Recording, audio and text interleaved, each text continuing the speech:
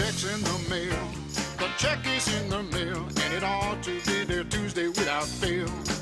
If you have got a bill to pay or something you need to buy, just write the check and send it off in the mail.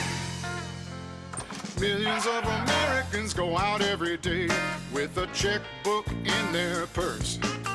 They might have a little cash to pay for their lunch and a little to get home on the bus.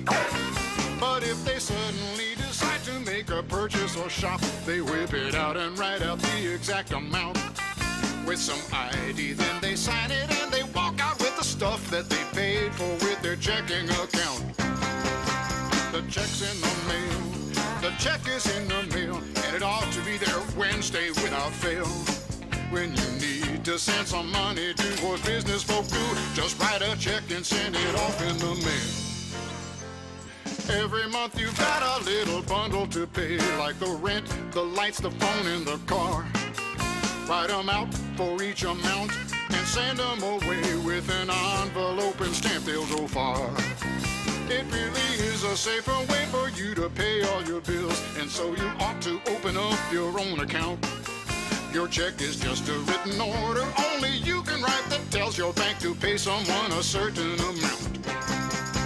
The check's in the mail, the check is in the mail, and it ought to be there Thursday without fail. You can keep your money moving with the flick of the wrist, and you're happy that the check's in the mail.